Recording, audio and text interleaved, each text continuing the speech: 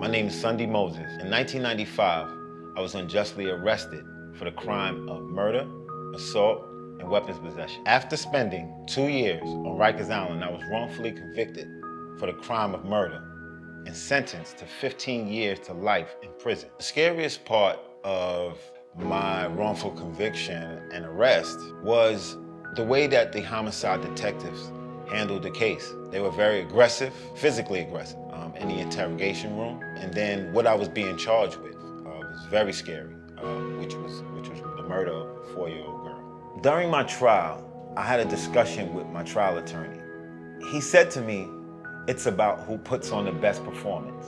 He said it's not about whether you're innocent or not. That's why the verdict is guilty or not guilty. It doesn't say guilty or innocent. And that stood out to me. It lets me know some of the tricks and games the system play on people that are uninformed and doesn't have a healthy knowledge of the system. Can a detective or cop lock you up unjustly? Yes, that can happen. But our legal system is supposed to vet the cases. It is the district attorney's duty in any county or any city to lodge charges against its citizens. And it's also their responsibility to vet those cases.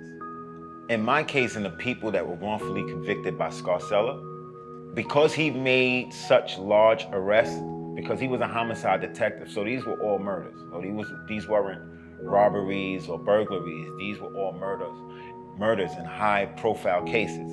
And because he was able to close those cases, the district attorney's office decided to turn a blind eye. They discovered Scarcella was a corrupt cop 13 years after his retirement.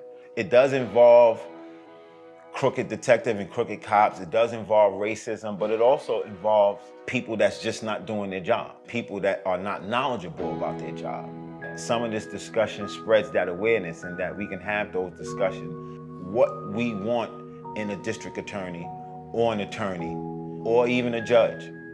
I think that that's what my experience has taught me and what in the message overall that I'm trying to convey, not just to people who were wrongfully convicted and affected by the system, but also people who can make change and push the button in the system. I think we need to hold the district attorney's office accountable and bring integrity back into the district attorney's office, because over time, quotas, chasing numbers, not training officers properly, as well as racism, all of these things contribute to wrongful convictions and wrongful arrest. And ultimately, the consequences are suffered by our community, all communities.